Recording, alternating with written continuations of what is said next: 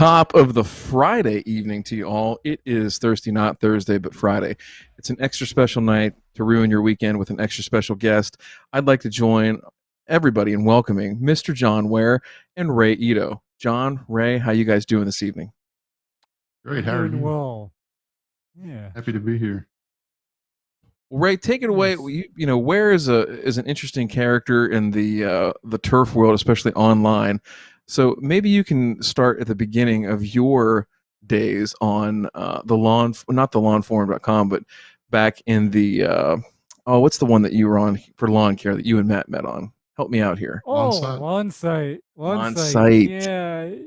Yeah.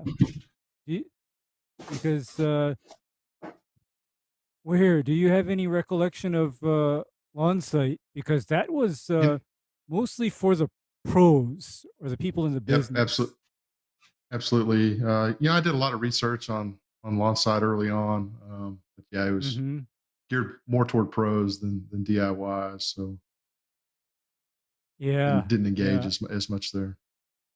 Right. And incidentally, you heard the story about how Matt Martin was stalking me on lawn site since like 2007 or 2008.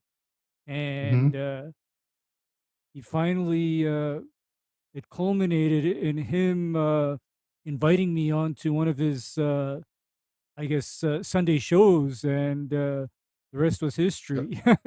Yep. So here I am. Yeah. So, Mr. Ware. Yeah. Yes. Same with DeMay. He so I was a member of another forum before I started the lawn forum, and DeMay was a member there, and had a lot of respect for him early on in some of his engagements on that forum. Right. I don't know. Back to 2012, 2013, maybe I've been following him. So it's kind of neat. Man. But so do tell. In another time, you had about 8,000 square feet of what I consider almost golf quality turf. Yeah. We moved from the lawn. My old house, we had about 8,000 square feet of TIF 419 or whatever mutation of TIF 419. The local sod farm is growing, and turned it into pretty nice lawn. You've seen pictures. So what is your current lawn or grass story? Because in the pre-show, I heard something about 3 acres of open area. Yeah. So we've scaled up from 8,000 square feet to about 3.5 acres. It was a pasture land, basically a hayfield before we built the house here. They say the farmer that had this, that back into the 1960s, 70s, at one point sprigged it with coastal Bermuda. So there's still a lot of that left over. So I'm gonna have to figure out what we're gonna do with that long term. Well, coastal Bermuda is something that I'm kind of familiar with, because that becomes kind of a contaminant from actual cattle, livestock, whatever, because then the seeds then blow into a maintained lawn, and then we're off to the races. But I do know something about coastal Bermuda. It's beautiful at about 12 inch. It's beautiful at about 12 to 18 inches. Or it makes really good hay. Or alternately, 12 to 18 inches. I came in on the wrong comment. Oh, y'all are making me feel like less of a man here. How's everybody doing? I was talking. We're talking about something other than that. I mean, we're not into measuring contests. Yeah, we were gonna. No, that was just something that's gonna come. It's the next thing that Sean Smith's gonna send you from Amazon.com. All right.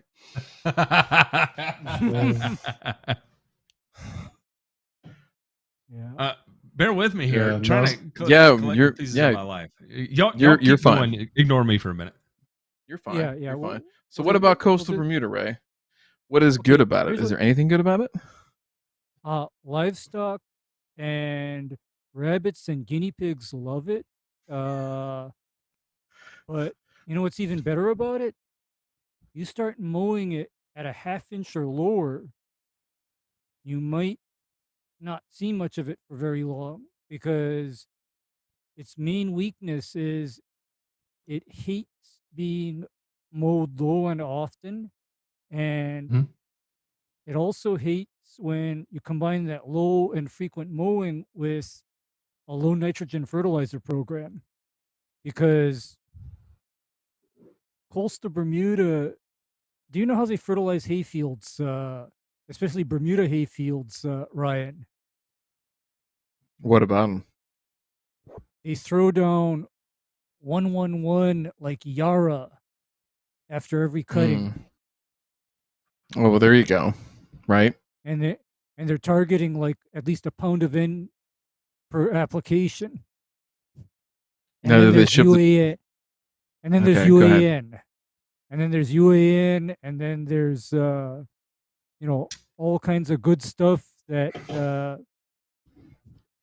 basically tells me that coastal Bermuda is basically very hungry for nitrogen. Sounds like Well, how I I gotta- manage zoysia. Let it starve. Right. No, hell no. You got to beat the hell out of it. Show it who's boss. Just get out there and scream at it. Don't. I don't do any of that sissy shit when it comes to zoysia. Man up, hurt it, abuse it, make fun of it, tell it it's ugly. And then That's what I do to Zoysia. That's what I Wait. do to Zoysia. This is why they difference call. that I then put a pound of nitrogen on it. Yeah. Oh, So This is it why gets they also call. something out of me. Saw some good looking zoysia today. The LPGA Tour stopped at Pinnacle Country Club in Northwest Arkansas. Got Mhm. zoysia fairways there. It was looking pretty good. I just saw Ray. I'll have to send it to you during the show here, but I just saw them putting zoysia greens, laser zoysia greens. Oh, there you go. Mhm. On a course in Houston. Yeah. Hey, there you go. What glass is that in? Why don't you show everybody what glass that's in? Look at this. Custom engraved Thirsty Ooh. Thursday. A bottle of Larceny Small Batch, which is the cheapest decent whiskey I've ever drank. Straight to the face after spending the day with my wife and kids, right? We love you too. Honey, if you're listening, I love you, baby. Please don't hurt me. Yeah. Some of your shit's going to be on fire in the driveway here in the next 5 minutes, so no big deal. I want to go way, way back here. So for people that don't know John and who he is in the community, what he's done and everything like that is I want to go back. Oh, let's see here. Maybe about 8 years, I'm going to say. And when did the Lawn Forum get founded? Let's start with that. What year was that? January of 17. January of 17. All right. And so preceding that, I believe that you were a member on not a competitor, let's not even go there, but a different forum prior to that. And there were some things that went on there, nothing that was untoward or anything like that, but why don't you just take us through like pre-2017 when you founded that? What events led up to that, and what made you decide, you know what, I'm going to start my own thing up and let's just see what happens. Yeah. So my lawn care journey, I guess, started back in, 2010, 2011, 2012. And I really got my start just reading a lot of publications that the U of A turf science department put out. Joined, I can call it by name because they don't get much traffic anymore, but joined Around the Yard and in 20, around 20, Shots fired. Spicy. joined that side around 2012, I guess, and made a lot of. It was a great site, for a long time, and I made a lot of lifelong friends there, and guys that I would do anything in the world for. Um, so that we rode that train for a while, and the May, I think you joined there in what 2012, 13 probably. 13, beginning of 13, I 13. happened upon Okay. it. Yeah. Yeah. So then things started kind of getting toxic around there, and I think one of the admins over there actually encouraged me to start my own forum, start my own website. Yeah. Actually offered to send me like an idiot's guide to websites or something.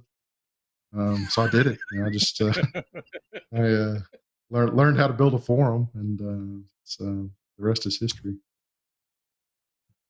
Not to get too nerdy, what platform have you built the lawn forum on as far as forum software? It's a PHP BB site, which is Okay. Yeah. open source forum software. Yeah. And I, Do you in control hindsight, your own server, or is it? I use a shared server. Do you? I'm just Yeah. curious. I Shared really host. don't know what I'm talking about, but I'm trying to pretend like I do here. Okay. I don't either. Yeah. I'm faking it till I make it. Yeah, there are a lot of forum softwares out there, and some are paid and some are free or open source. They all kind of have their pros and cons. Just kind of found a niche, and the sites continue to grow since 2017, and we get new members every day. Site traffic, I think we're around 15,000 registered members, but the site reaches a lot of folks. Like like during a peak month, we see about 250,000 visitors a month, unique visitors a month. So of the 15,000 that are registered and they're posting, there are a lot more people reading those posts. I tend to lurk more at the lawn forum than I do participate. I definitely have done my fair share of participation there. It's been a hot minute, but I lurk from time to time. When I got to come in, I got to check on some old faces too, right? Like my unwavering love of Ridge Runner, right? I mean, he's such a character online and offline. I cannot get enough of him. And so if he hasn't been present in my day to day in quite a while, I got to go run his ass down. Yeah. I need someone to make fun of me in a certain interval just to keep me grounded. You know what I mean? And Ridge Runner is real good about bringing me back to earth. Yep. He's great at that. A great resource, and there are a lot of personalities that a lot of great yards on the lawn forum. The guys that we see a lot of great yards on guys that do YouTube. Man, there's some amazing yards out there on the lawn forum, and I think the DIY community just keeps getting better and better. How were you actively trying to? I guess. All right. Let me rephrase that. Why do you think the appeal occurred for the lawn forum to tend to aggregate these people that take things to such new levels? Right. It's just if for an online forum, I would argue the lawn forum has an average IQ that is just off the charts compared to 99% of the internet, right? When you think of the internet, you think of ridiculous memes and people eating Tide Pods and things like that. That's not what you find on the lawn forum. You may find the occasional Cane Corso army worm argument, but that tends to be handled within pretty well. Instead of these just bizarreness, you tend to find just such high quality people lead very professional careers online and offline. Yep. I think it's due in part to the kind of the culture we tried to build there from the very beginning, and to make and attest to this from some of the other forums we've been members of. But we kind of it's a forum, and a lot of people prefer that format to consume knowledge and share knowledge. Some people like to watch YouTube videos. Some people like to read and write posts on forums. But just I think maintaining a culture of no one there is, smarter or better than anybody else. And, it's just a place to share knowledge where everybody kind of gets smarter together. And I think that's a good way to, everybody kind of builds each other up, and just to see that community grow is just it's really encouraging. It is. It restores a lot of faith in humanity. I'll give you that. And to parse out other ones, like on the professional side of things, we had Lawn Sight for a long time, right? And we were talking offline about that's where I stalked Ray for many years.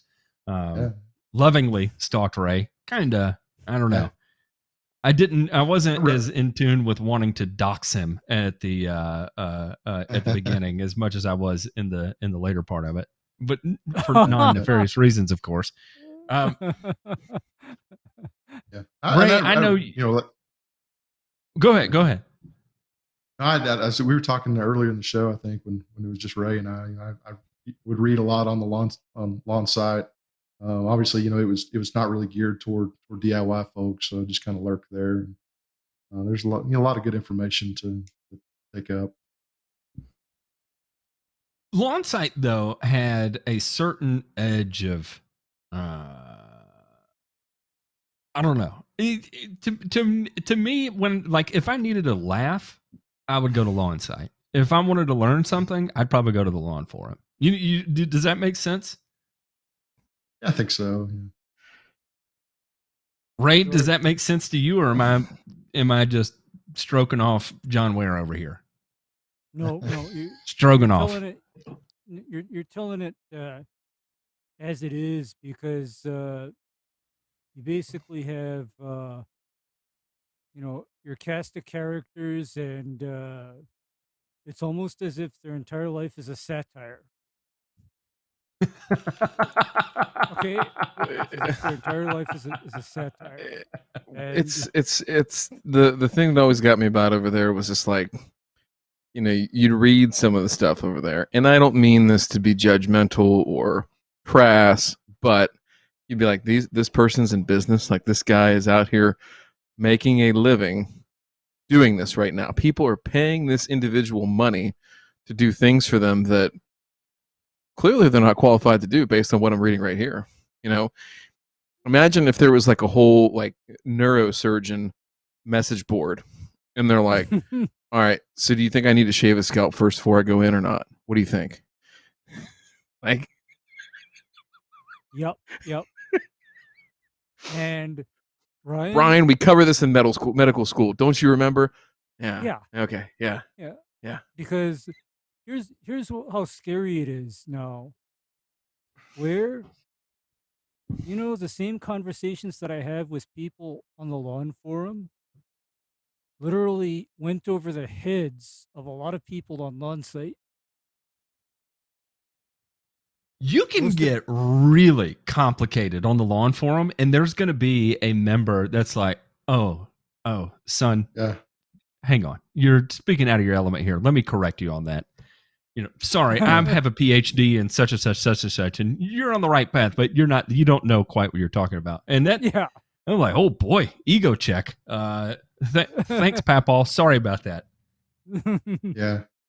I think just the culture of the membership, just the willingness to help. I see a guy in the chat here. We had a guy this week that posted, was asking about steel combi system, and I'm not going to call him by name, but this guy went out and pulled weights and horsepowers and pulled all the specs and summarized it for this other member. And it's just really neat to see people reach out and willing to help and share knowledge like that.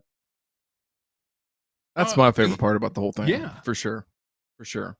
So it's just based on what we talked about before in the site where you came from, right? Where you were basically told to take your ball and go home, and then you went out and became an NBA superstar of turfgrass forums, whatever their loss, right? Yeah. And really, that's what that was it. That was I don't know if it was Andy that we're talking about. We'll just go ahead and say his name too. If Andy was the one who cut you, Andy was Michael Jordan's varsity basketball coach to cut him his sophomore year, right? Yeah. Mike showed that guy. Yeah. You remember what it was like there, where the knowledge was more centralized to a few people. A lot of gatekeeping. You A had lot to of you had to gatekeeping. go to that you had to go to that person to get your soil test interpreted. They would interpret your soil test, but they wouldn't tell you how they arrived at where they did. I think the long form is just more open and sharing the knowledge and making sure everybody gets smarter together. It's No. open source of sorts, right? It's like it's Apple versus Android. Yeah. and it's also, to me, Okay. the way I feel about it is that the lawn forum is a true democracy, and it is for the advancement of science, whereas other sites are more about dogma. Oh And yeah. Yeah. And so you're 4 years deep now. What and I agree that you've created a community of learning of people getting better and just trying to share, right? Just always trying to share to help somebody else and do that. Like, is there a next step? Is there a next rung on the ladder, or is it just continue to have this homeostasis, right, of always being sort of like the preferred source for people to go and pop in and out of as they please, or stay there as long as they like? I mean, how do you see this evolving, right, over the next 4 or 5 years? Yeah, that's a good question. I never expected to get as big as it has. We started out just a small group of friends and just a place to talk lawn as an alternative to that other site. But the Mhm. site continues to grow. It just continues to grow. Continues to new members every day, all day. Just keeps growing. I think as the DIY community just continues to grow, it's not for everyone. Some people prefer to consume that information in other ways. But for the folks that prefer the forum environment, I think it's a great catalog of great repository for that knowledge. I think we're approaching probably by the end of the year. We're up I think we're getting close to 500,000 posts. So that's just a lot of Gosh, That is knowledge that's crazy. out there. That, you know, that's what we need to do. We need to hire like the lawn forum, secretary or historian or librarian, right, to curate all this information and get the best of the best. And hell, you're gonna be able to write a I th- book here pretty soon. yeah, and I For think sure. that's I think that just the amount of information that's out there, that's what really I think drives a lot of that non-member traffic to the site. People searching for various topics about lawn care on Google, and it's showing up at the top of their search results because people like Ray are there imparting his knowledge on everybody else. Do you hear This a guy, I lot mean, he's from? great. Go ahead. No, I was just going to give Ray a pat on the back. Hey, He's one of our staple members, and just the level of knowledge that he brings and is willing to share with others is great. Well, Listen, I feel not to like be I have to, go right. You go. because I don't want to take all of this with me when I go, Yeah. because I'm staring down, 50 next year. I'm staring down 50, so clock's ticking. Shut up, Yeah. Ray. You're young. Asian don't raise Yeah, them. We all know that.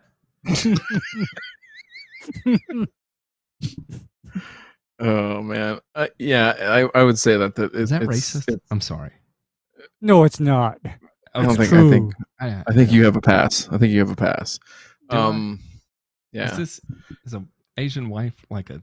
I don't know. I don't know where I'm going with. I think you get like one. I think you get like one a day, and then after that, she's gonna kick your ass. She might be kicking your ass already. We just don't know it. Do you have long sleeves on to cover up the bruises tonight? I can't tell. Oh, Either Right. that or she's sharpening the sword. Blink once if it's safe. I don't look like Brian Laundrie, do I? I'm scared someone's gonna kick in my door and come after me. Jeez. Look, hey, Ryan, you and Ware, I'm not gonna lie, look like y'all come from a similar bloodline. Somewhere, y'all have crossed. Maybe it's the glasses. I don't know.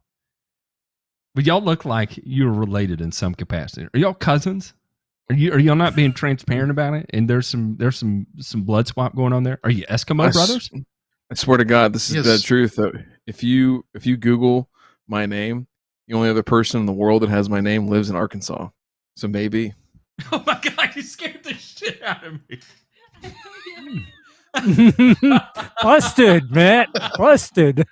See, I make a few Asian jokes, and look what happens. You see what I'm saying? They were positive ones. They were not negative. Say hey to everybody, Tommy. Did she sneak up on you? Hey, come by. She did sneak up on me like a ninja, right? Yeah. Is that's another racist joke. I'm sorry. This is going way too Hello. Okay. Sorry for the bomb here. We were celebrating my son's birthday today. That's why we were late, and I would say that's why everybody's coming to photobomb. Mhm. I got wild there for a second. I thought I was in trouble. Oh, yeah. I was freaking out. I was sweating. Can you see it on my forehead? That was You thought that was the feds kicking in your door, Brian. Yeah, it's like, here we go. They swatted your ass. They knew that you were tracking every move and had all the Twitter line. I mean, all right, that's a whole nother wormhole. We're not going to go down that right now. So, anyhow, so I'm curious too of, how often do you interact? This member base has grown, like you said, it was just a few friends, and now it's huge. How many members do you have, first of all? Roughly, around 15,000. Around 15,000. Wow. That's amazing. And that's something different. Like, people think about followers, they think about like Twitter, or they think about YouTube and things like that. But I think it's a completely different thing, where it's like, generally speaking, those people are coming there to like either ask a question, offer some sort of information, some experience, journal their stuff, whatever the case might be. So it's definitely more of a much more interactive community than just like consumption, right? I don't think there's a whole lot of leeches on that side. So I'm curious, like, now that you talk to members, right? Yeah. Well, wait, what are I you? mentioned that he's a lurker. He lurks. Oh, are you? Registered, Are you lurk? Yeah, I lurk. Listen, the whole reason why I lurk on the lawn forum is that there's nothing of value I can add that's not already being talked about there, right? I take more from the lawn forum than I can give, right? Simply because I don't have the ability, the capacity, the know-how, whatever the case may be. Case in point, somebody mentioned the soil testing thread, and the research that Ridge Runner put into that is it's breathtaking. It really is. And you can go back and reference it. And if you want to understand intricacies of different soil test methodology, they go into that. If you want to learn about a Haney soil test, it's real easy. Google it, and one of the first results you're gonna see come up is the lawn forum. Read the thread. It's unbelievable. G-Man put together a phenomenal spreadsheet of tracking various things there that integrate with APIs and all kinds of crazy shit that you just don't see out on the internet. You don't see that in the pro market given away for free, more or less on a homeowner market. There is not a tool or a topic that has not been vetted to extreme detail like it has been on the lawn forum. I'll flat out say that 100%, and it's not because John Ware sent me a lawn forum glass one time. He sent it to me, and I felt like a rock star. I was like, listen, there's not a lot of things I've done well in my life, but clearly I've done something enough to earn this MFN lawn forum glass, and I still got it. I don't drink out of it because I don't want to chip the paint, that kind of thing. I don't want to run it through a dishwasher because my hands are too big to fit in it, and I can't wash it by hand. But that was when I was like, I felt like hot shit, man. I mean, I was like wigging out. I showed my wife and everything. I'm prancing around the house. I'm like, baby, I got a glass in the motherfucking mail today, and I am. I think you unboxed it on one of your videos. Now I was equally. You're damn right I did. And that was when I was like, my following on YouTube was very small. It's not much bigger as it is. This is 4 or 5 years of growth, right? Most big YouTubers after 4 or 5 years of growth are going to swamp me, right? I'm not very entertaining to watch, but that's why I got these other guys on. That's why you're on, John Ware, because I can't, Yeah, but to your point, I think that there's so many so many unique contributors at the lawn forum, and people bounce ideas off of each other, and that information is out there and it's easily searchable. Like you said, it shows up in Google search results, where things that nothing wrong with other social media platforms, but you're not going to go find Ridge Runners post in a Facebook group. It's just not searchable. You're not going to find that information easily. You're not going to find that information, period, on Facebook. You're not. Even if you seek it out on Facebook, you're not going to find it. Ridge Runner is such a unique and positive asset to, I would say, the lawn forum and to the internet in general, and to any DIYer in general, even to pros. If pros would swallow their pride a little bit and read the material he puts out there, they would develop such a stronger understanding of it. I learned more about soil tests from Ridge Runner than I did from 4 years of university. And that's it. End of story. And so I'm just highly appreciative of that. And to be honest, somebody commented here. Who was that? I think it was Lazy Lawn said some of the YouTubers like Connor Ward started on the lawn forum. And I believe that to be true. Connor Ward was he was one of our relatively early members, OG, right? Mm-hmm. Yep. I think he was he might have been a member at Around the Yard in the later years. Oh, he was. I remember that. Another one that didn't get along with the wizard, the royal family over there. Yeah. I tried to join and I was not accepted. I got denied when I tried to join. I don't like reminiscing here because there's a lot of people that don't know anything of what we're talking about, and they're probably going to be like, "What? These guys are on drugs." But it legitimately got to the point that if you made a post, it had to be John Ware, can you imagine right now if you had to approve every post that came through as a moderator? Like what kind of skull thrusting that would be every single minute of every day? Yeah, it wouldn't be possible. I forgot about that. They did. They put, I think every post had to be approved. They turned off private messages. They didn't want members communicating privately with other members. It was just a toxic environment. Remember, we were talking about movies. We were talking about movies before the show here, Ray. Matt, you missed the topic. We'll have to tell you after the show. I don't want to mention it on here, but it kind of reminds you of that movie. Remember Flowers in the Attic?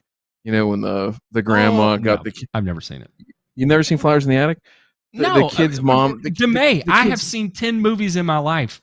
I've never seen Star Wars, any of that shit. I do not watch movies. I don't watch TV. I watch UT football, and that's about it. Go Vols. We're going to beat Florida tomorrow by 22. Just saying. Bold prediction. Strong words. Strong prediction. Yeah, I'll check the line out on that. We'll see if you want to put some money where your mouth is there. I'm going to drink so much my eyes cross, and I see UT as the victor. Is really how that's going to work. I hear you. What do you? So now, my curiosity here is, your interaction with members now, right? 4 years on, almost 5, really coming up on 5. What is your interaction like with the quote unquote rank and file members? Like, do you hear a lot from them that, hey, I wish you could do this, or where can I find this? Like, what's your level of interaction with them? What are some of the common things you hear from them? I still try to interact as much as I can. Obviously there's so many folks on there that are willing to help. In the early days, I was always quick to respond because there were just a few of us. But as the site has grown, I don't have to respond to every post or participate in every thread. I read almost everything, but I do get a lot of questions. Some of the threads, some of the bigger threads that we started early on. I know, for instance, I have a love-hate relationship. I started a T-Jet thread, T-Jet nozzle discussion. I don't know if I've been on there. You've seen that. I posted on there before. It's that thing has gone through several black holes into the abyss and come back around again. Like it's deep. That's one of the threads that you always get questions about T-Jet nozzles, and I put a lot of research into the early phases of that thread, and talked about that's it, and it just explains. How many pages is it now, J Pink? It's just deeper than I ever. 40 pages long, 793 posts. if you want to learn about T-jet nozzles, that's the place to. Look at this name, Delta Hedge. You know, a prominent member. I think about the Houston crew with the Lawn Forum. Yeah. Oh my goodness! I mean the Houston presence there. DFW pilot. I mean, it's such just a stud lineup of amazing characters. I'm really tooting your horn here, and I promise I don't mean to. It's just I really appreciate so many of the names I see there. Yeah, it's a special place, and like I said, there's things like that. I always, I'll get several questions a week. It seems like about T-jet nozzles, but yeah. So you can even get investment advice on the lawn. Yeah, I know the whole retirement thread's pretty good. I was going to mention that there was a huge retirement thread. And I think that's the membership there. What never ceases to amaze me is the common interest among people who care about their yards. So it's anything from retirement, investment advice to do-it-yourself auto detailing, home network. I mean, you can literally discuss just about anything there, and there's somebody else with that interest. So I lurk on thelawnforum.com, but I live and die by the Lawn Forum Discord, right? Which is an extension of the Lawn Forum. And I don't know if you want to take ownership of that or not, or allow Gibby to own that animal. That's all Gibby. So he approached me about that, about starting a Discord chat. How many years has it been going now? I mean, almost about 3 years now. I joined it in early 2018, I think. Yeah. So he approached me about that, and at the time I was still focused on just building the forum. Didn't really have time to invest in that, but I told him go for it if you want something you want to start. And so they called it the Lawn Forum Discord, and it kind of stuck. And that's it's morphed into its own thing. It's the armpit of the internet, where the Discord is the crown of the. I mean, the lawnforum.com is the crown of the internet. It's the 4chan equivalent of the internet, right? It's the taint. It's the taint. Yeah. The gooch, if you will. I was going to say, it's a Wild great West, time. Wild West. It is the Wild West. Yes. But what's interesting is that it draws all the IT professionals, right? So the Lawn Forum Discord is 50, 60, 70% IT guys. If you lumped in engineering, STEM in general, you're easily 80% that makes up the Discord.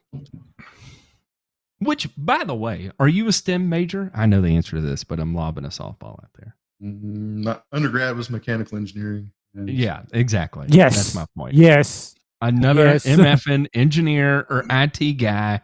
Here we go. I don't drive a train. I don't know what you're talking about. You son of a bitch. Are you? Wait. Are you a PE though? I'm not. I'm not. Thank God. Work on because I would hang that over your head. Undergrad mechanical engineering, and got my MBA, and I work on the business side now, technical business. What did you get your MBA in? Leadership and ethics. I don't know what that means because I have neither of those, but it sounds really cool, and I bet your thesis was incredible. I'm just going to go out on a limb and say that. Did you do your grad school at U of A? No, I didn't. I went through a private Christian university here in Arkansas. Attaboy! I have a long affiliation with private Christian schools for 13 years of my life. So I'm talking to a guy from Arkansas. I got to be careful. I went to a private Catholic school. So, down south, that's a bad word, right? So I kind of wear it with pride. Memphis is a little different though, right? I always, Memphis to me, West Memphis felt more like North Mississippi to me. I actually grew up in North Mississippi, and that felt very much like West Memphis. And I didn't spend just a ton of time in West Memphis, but I definitely did a lot of spraying there, especially when I was at True Green. I did a lot of spraying in West Memphis. So spent my fair time in that section of Arkansas, which is not a healthy representation of the majority of Arkansas, right? But I actually did a fair amount of training in Little Rock, and Little Rock kind of had that kitschy uptown, a little bit hipster, a little bit hardcore, a little bit rock and roll, a little bit country fusion that all came together. And I actually really enjoyed Little Rock. In fact, when I was in high school, we'd go watch bands that were popular in Memphis over in Little Rock, because that was kind of like their home away from home. Yep. I live over in western Arkansas on the other side of I-40. This part of the state is obviously, Walmart was started in northwest Arkansas, and so we see a lot of business supporting that industry. No doubt. All right, can you talk about what you do now? Where, if it's a no-go, feel free to tell me so. But besides the lawn farm, my day job, Yes, yeah. So I work for a natural gas utility. Work in business development, low growth. When you hear the word ice storm, how high does your blood pressure jump? I have flashbacks from Winter Storm Uri back in February. That was not a good time to be in the natural gas business. That had to have been. That's got to be the worst of your career, right? Yeah, so we had curtailments. Some of our largest customers. It was a bad deal. Has that ever happened in Arkansas, or is that pretty much limited to the Texas regions that were affected? Because I know you get ice storms there. Yeah, we do get ice storms. It was the bitterly cold temperatures that they were seeing in Texas and Oklahoma, where they were having freeze offs at the wellheads. They were just unable to get that gas onto the pipeline. Yeah, I'm sure that's it's got to be a totally different market compared to what you're used to in Arkansas, right? And especially from the ice storm perspective, I would say kind of like Memphis, it's something you expect every other year, maybe, right? You get a decent ice storm come through, but I don't think Texas was quite chipped up for that. Are you drinking Busch Light as in response to that? Like, is that when you started drinking Busch Light, or is that just kind of a thing that you've been doing since college? Because I drank a lot of Busch Light in college myself. Yeah, just somebody asked me today. I was drinking. I mentioned I was at the LPGA Tour stop here in Arkansas earlier this afternoon. So forgive me, I peaked a little early today. Hell yeah. But somebody was asking. I was drinking Coors Light earlier today, so somebody asked me what I like to drink, and I said beer. It doesn't matter. Yeah. That's a good beer drinker right there. I used to drink a lot of beer. I don't drink a lot of beer anymore. I drink whiskey neat. Yeah, that was something that I never got into ever. And that's probably why I don't drink anymore at all. I think it tastes great. I love it. Yeah. All right. So you just, if I recall correctly, just went through a move, right? So tell us about your previous lawn and how that might compare in terms of quality, everything like that, of what kind of what you started with and what you got it to, and now are you ahead of the game where you just moved, or behind the curve a little bit? Like, take us through that whole journey of old lawn now to new lawn. Yeah, so I think most people have probably seen the old yard that I had. I had about 8,000 square feet of 419. Oh yeah, so that picture to me, that's when I was doing Milorganite double bag. Is that Silver Symbol's house? Is that his backyard? No, it does look like it. Do you see the bricks there in that? Yeah. Do you see the Do you I see was the? looking for actual bricks in the picture. I didn't realize that you were talking about Oh, BRIX. Yeah. Do you see the? Do Do you see you- the lysimeters that are measuring the leachates? I really like it. Yeah, I really, after this is all done, before we continue in this line of questioning, because I will go as far as you want me to go.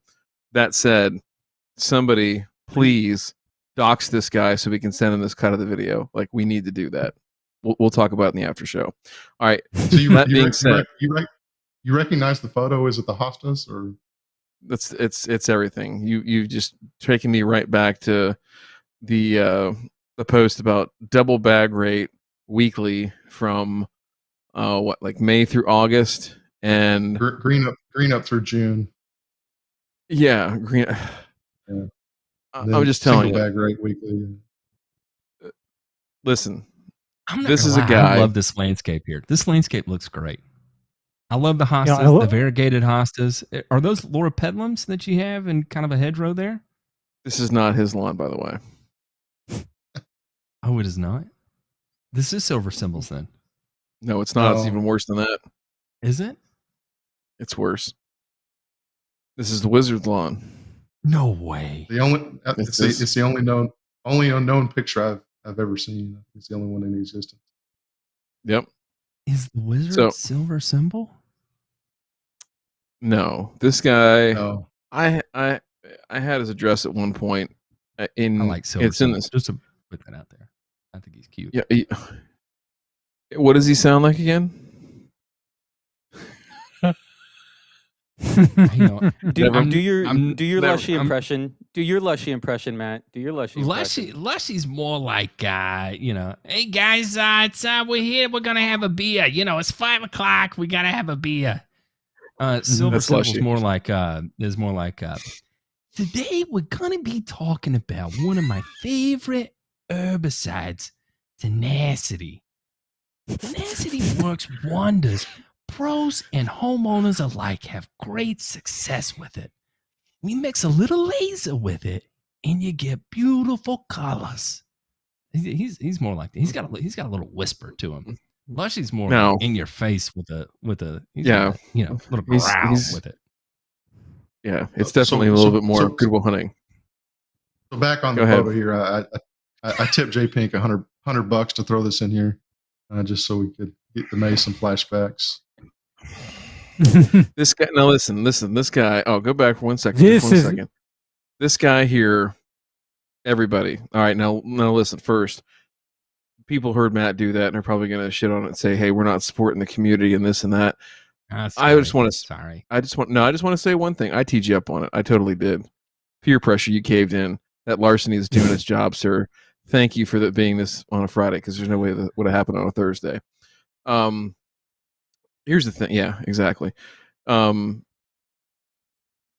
Anybody can talk shit, and when we're beating this guy up just because he said some stupid stuff. But the truth of the matter is, the honest to God truth, I would bring. No, you weren't beating him up, but people will say that you were beating him up. People will have that impression, right?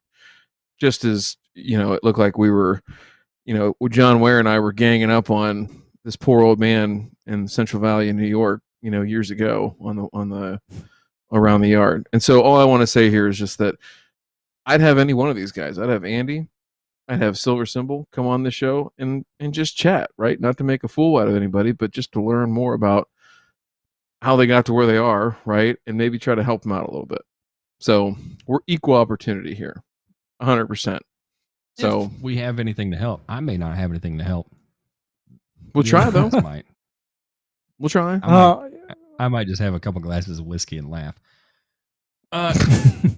So let's go on and I joined late here. Where tell me a little bit about your new property. So it was bare ass ground when you got it, or timber, or what? Pasture, coastal Bermuda. Okay. Now this photo, this was from early this afternoon. We've been really dry here. I mentioned earlier in the show. Before the show, we've had maybe an inch of rain in the last month. temps in the high 90s. So everything's smoked right. Everything's smoked right now. My neighbor's yard is a little bit greener. That's a true green yard. It is really a true green yard, but his once he mows his, it will look like mine. But by the way, Matt, what would True Green? I'm just curious. What would True Green charge? That's a 5-acre lawn there next door.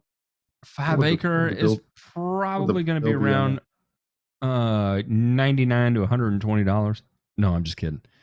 Occasionally you would come across that. So coming up with them in Memphis, right? So, and I'll kind of spill the inside baseball here. When you work at True Green, you are given a daily quota that you have to spray, right? And so you, whatever dollar amount you get for that yard, it accumulates based on the number of properties you spray. And, your goal, I say you run a tight route, right? Where you're only driving, 10 miles within your route, 15 miles within your route. You may have to spray $1,400 that day. If you're in a route where you may be covering like 45 miles, then you may only have to spray like $1,000, right? And the problem is that during peak sales season, you're kind of jonesing with your friends, and you get out there and you underbid some stuff, or a technician goes out there and makes a catastrophic failure of a mistake, and so you've got to give them a significant discount for X number of years, or whatever the case may be. And the technician has to eat that, right? And so you may pull up on a property like that, and you may be doing it for $99. But I would say that most commonly that would be around $800 an application. So $160 an acre, about thereabout. So around $800 an app would be my best guess. Yeah, they show up over there and roll a Z spray off the trailer and drive it around a little bit. They do an all right job. I can't imagine what he's paying. I'll tell you, the company in Arkansas that taught me how to treat grass, and even more so than that, and I'll say this, is that between my coworkers in Memphis and my boss in Memphis taught me a whole lot, more so than just about treating lawns, but how to grow up. And I'll credit that to Fairway Lawns, and they're based out of Little Rock, Arkansas. And I know that's not exactly where you are or whatever, but I can't say anything but positive things about my time at Fairway Lawns, except for Gordy. Gordy, you know who you are. I do not like you. Everybody else at Fairway Lawns, I mean, from the absolute bottom of my heart, I have nothing but the most respect for. And they taught me so much more about life than just being a lawn care guy, right? So that's my plug there. They're here in Fort Smith too. Yeah. I don't know how big a company they are. So we moved from had about 8,000 square foot of Bermuda that I was walk mowing with the Greensmaster 1600 at the old place. That's actually, it looks like a ryegrass overseed in the backyard from a few years ago, probably around this time. But yeah, so we that's some of the Bermuda. Nothing was really off the table or cost prohibitive with 8,000 square feet. I could pretty much do whatever I wanted. Now we've built a home on about 3.5 acres, kind of out in a rural area. It's hayfield behind us, hayfield across the road. It was one farmer owned this, all the land in this area back up through the 70s and 80s.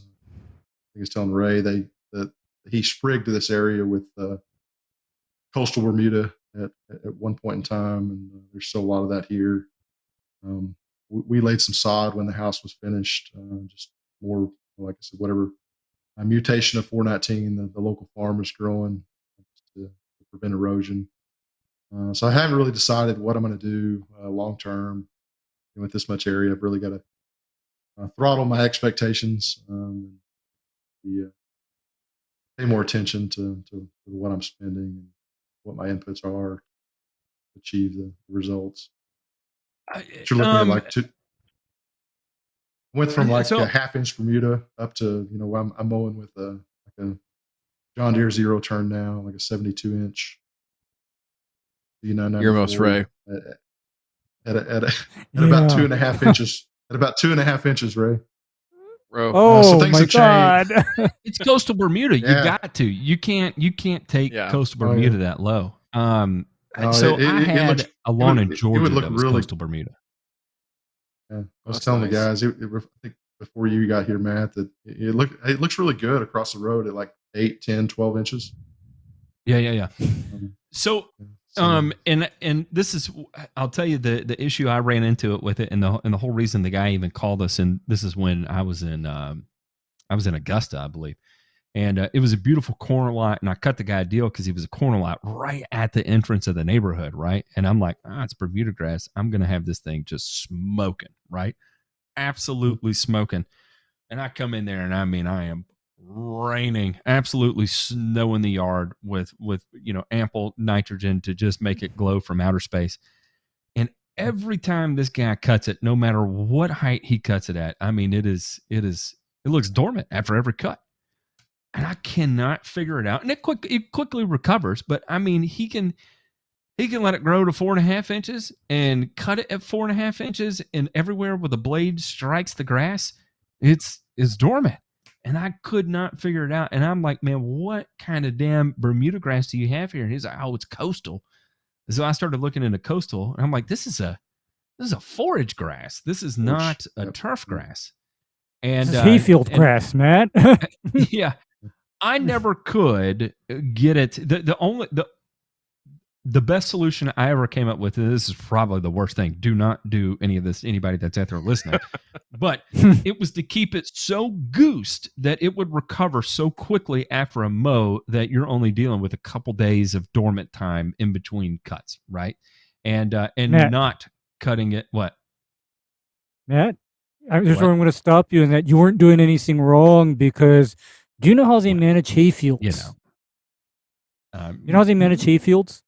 Pound of in after every hay cutting. Well, I wasn't quite after every hay cutting. Yeah, I wasn't. I was probably somewhere around. Let's see, I did 4 or 5, 5 FERDAPs a year, and I would say I was probably somewhere around like 4 3/4, something like that. With at least 33% of that from slow release fur.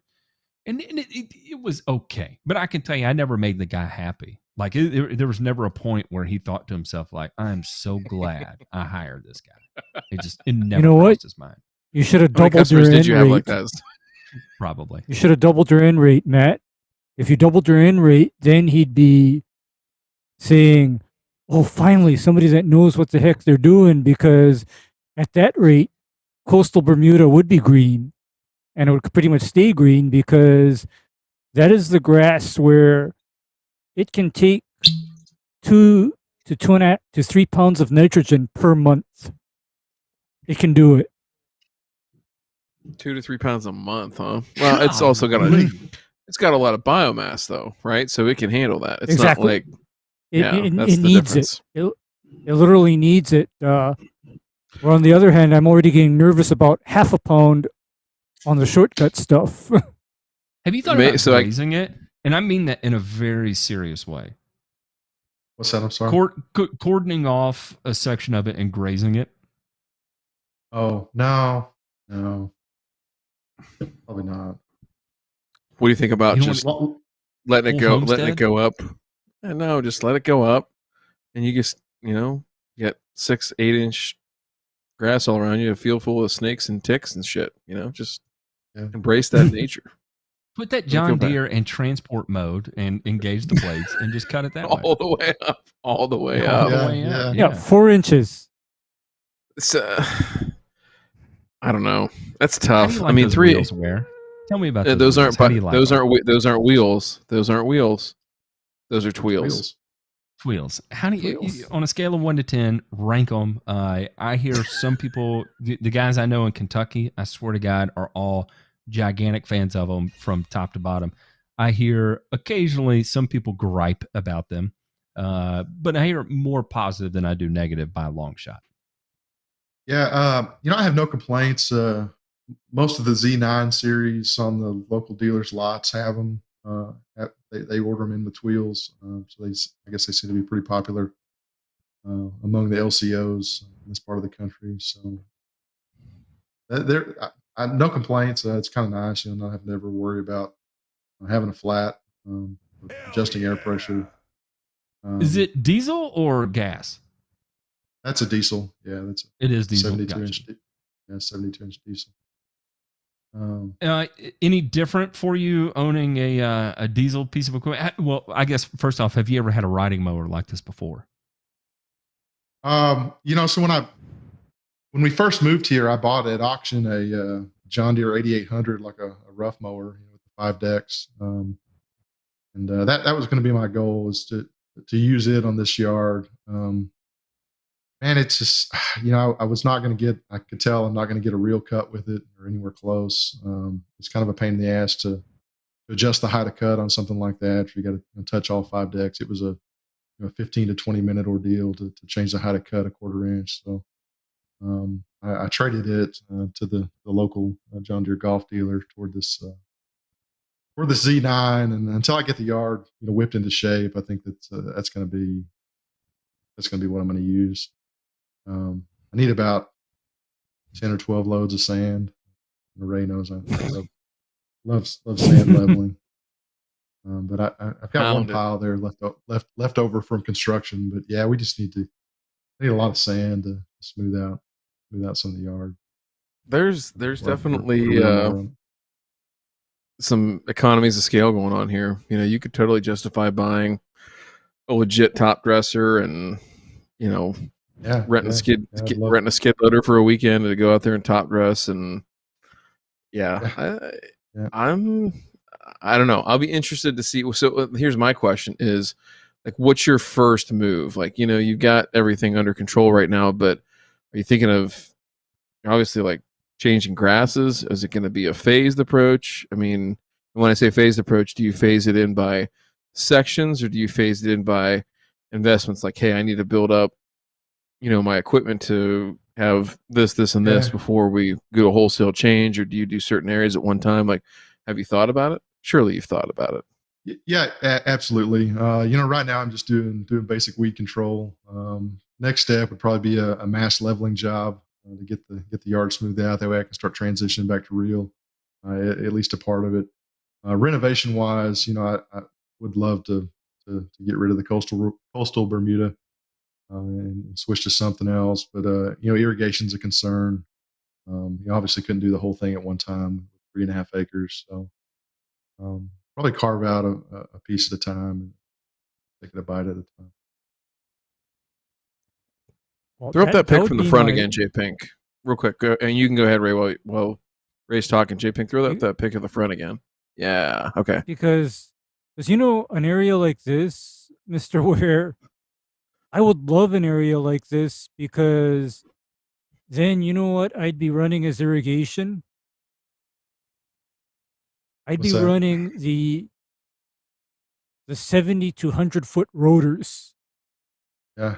I'd be running 70 to 100 foot on a 2-inch line. No, you can run it with 2-inch 4. line. On a 4-inch line. I'd be running it on 4. You could run it on 2. But you'd have to drill a well. And the other thing that I'd probably do to this is I'd be running valve in heads.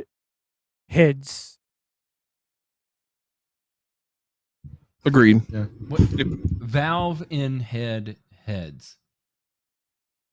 Okay. Yeah. Are you good? Yeah. I had to put 2 and 2 together there for a second. I was like, valve in head. Not that not that Rescom bullshit, right, Ray? Yeah. The real deal. I'm gonna go look here at the I'm gonna go here while you guys are talking over to the Arkansas well logs here and just see in that general area what the water's like down there. What's it gonna take to get a little bit of a water well, because no matter what you do, I honestly don't know. How much rain do y'all get a year? Where? I don't know. I have to look that up. It's been a pretty dry year this year. Last year was a really wet year. We get a fair amount of rain here, usually until mid-August, and then things will start picking up here again in late September. Okay, so you're not too far away from where we are in Knoxville. You average somewhere around 45 inches a year. Sounds about right. Which we're right around 50 here in Knoxville, which is a lot. I mean, don't get me wrong. Count your blessings where you get them. That's a fair amount of rain. So it's not impossible to get things done, with that amount of rain. Yeah. But when you're talking about prioritizing your investment, especially a 3.5 acre investment, that's where you want control over your water when you can get it. And correct me if I'm wrong, but there's still a fair amount of people that grow fescue in Fort Smith as well. Am I right or am I wrong? Not so much in Fort Smith. As you get up further north toward Fayetteville, Rogers, Bentonville, there's some cool season grass up there. They're actually growing some KBG on campus at the U of A, the Earth Science Department. Suckers. We're a little Sounds bit warmer here where I am. But, just we're talking 30, 45-minute drive, a little bit lower elevation, so it's a little warmer here. Cool season. You see some, but it's not on purpose. Have you landscaped the house yet? A little bit around the front. Yeah, we put in some landscaping. Are you a landscaping guy? Like, do you enjoy that, or you're just like, I'm not get some damn plants on the ground and be done with it? I do enjoy it. I don't enjoy trimming shrubs, so I'm not a Connor Ward. I don't have any dahlias or anything like that. I like to mow. I don't like to trim shrubs. What is with you people that like to mow? Y'all are broken. I'm telling you, there's something inside your head that is broken. I hate mowing grass. Really? Do you really? Oh, the worst. And I'll take all the heat on this. Give me all the heat, all the smoke, whatever the millennials say. Give it all to me. I hate mowing grass more than anything in the world. And I'm telling you, we were talking about being called the lawn boy not too long ago. When I sprayed lawns, it was the number of times I would show up to a property to give an estimate, and they would ask me, be like, "Oh, do you cut too?" And I'm like, "Do I look like a lawnmower? I'm a spray guy. I'm not a lawnmower, right?" And that was the chip I wore on my shoulder. Like, the lawnmower wants to do what I do, but he doesn't. He cuts your grass. I grow the sumbitch. Yeah. Maybe that helped facilitate my disgust and disdain of lawn mowing, but I hate mowing grass. It's the worst. I enjoy it. It's a good way to disconnect. I sit behind a computer for a lot of the day, so I like to go out and just, put my work tunes on. Sometimes I don't even turn on any music. I'll just mow and just think. That sounds about how I perceive every lawn mowing guy in America to operate. I'm just gonna cut this grass and vegetate. When I'm mowing, I actually have nothing in my ears. Nothing. Because Ray, you want to hear the variation of vibration coming off the motor. You want to hear for any dings or pings. I know you. You're so in tune with the sounds of being out there. It's like driving a car, right? I don't. You hear something in the slightest underneath your music, and then you flip it all off, and you're like, "What was that noise?" And then you hear it, and it's a slight rattle or something, and you're climbing around underneath it, and an exhaust mount is loose or something. You give it a couple clicks tight, and you're all good.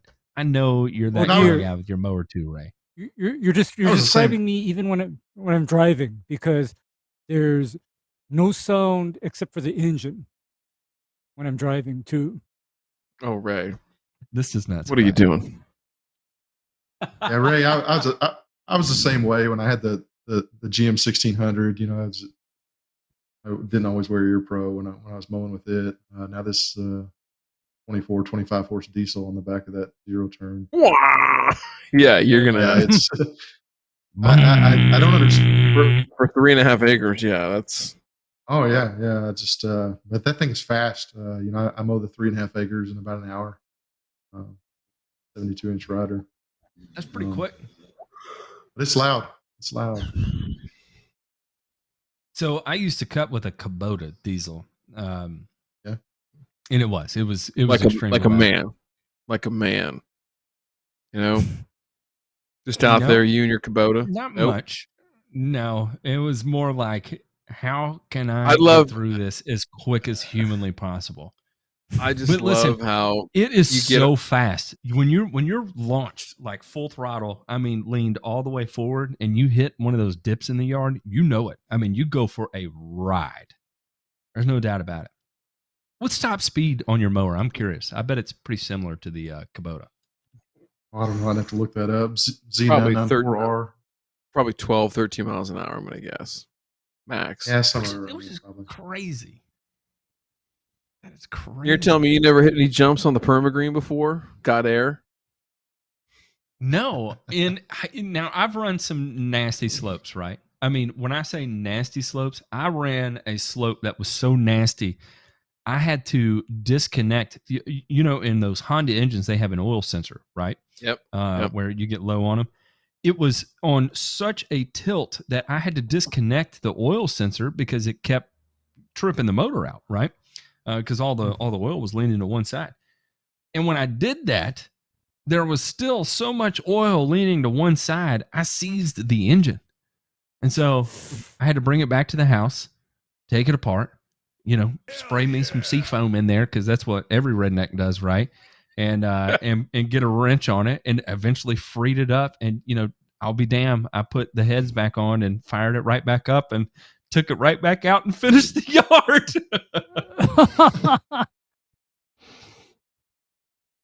I just figured you get some air from the thing. Go ahead. I looked for a used permagreen where I bought this sprayer that I'm using back at the old house. Holler at me offline. I'll hook you up. Yeah, I know people. I'm choosing the Gregson Clark spreader mate at the old house. Mm-hmm. This is an Enduraplast 100-gallon 3-point sprayer, a PTO. I've got a boomless nozzle on there now. I've got a 12-foot boom. I've got a 12-foot boom on order. Oh yeah. Well, on rough areas, it's hard to beat boomless for speed, but once you get into your finer turf, it's 20 and 20 nozzles, 20 inches apart and 20 inches off of the ground. Yep. There's no substitute. I'm obviously a T-jet nozzle guy from the 40-page thread. But this is a T-jet field jet. And that T-jet will tell you they're not as accurate as a traditional nozzle. One of the things they do recommend is double overlapping, to kind of like head-to-head spacing with irrigation nozzles. So I'll spray. That's a 2.5-gallon foam marker I mounted on top of that. I'll basically spray back to the center line of my last pass to help with spray uniformity. Keep it even. But like I said, long term, it's getting a 12-foot boom, a folding boom. What horsepower is that? Is that tractor? Yeah, that's a John Deere 2 Series. It's a 38 horse. It's a pretty small frame. It's a 38 horse. So I had the Kubota L3130 was what I used, especially like top dressing and stuff. 31 horsepower, and I loved it. I loved it, but I always wished I had just a little bit more horsepower. I did get it stuck a couple times doing some basement waterproofing jobs. It rains a lot here, right? So listen, I used to do some weird shit. But it'd rain and you got to hurry up and get this done. It's a lot of what we would do for winter work, right? It was an easy project to do during winter, and you'd be hurry up and trying to get it done because it's going to rain and you've got it opened up all the way down to the foundation. And here you see a lot of split levels, right? Because we're in the mountains. And so, the back of the house will be buried 8 feet into the ground. And then the front of the house is ground level, right? Where it's on a slope like this. And so you'd excavate all the way down and you got to put your waterproofing material up or whatever. And the number of times I'd be in the loose dirt that I've backhoed out and set over to the side. And then, somehow I end up burying myself in it and need to get out. And I need just a little bit more horsepower to do it. And I couldn't do it. Yeah. It's a nice size tractor. I wanted something, like I said, it's 38 horse. So I wanted something I could put a verticutter on the back one of these days if I wanted to, or run a 3-point aerator.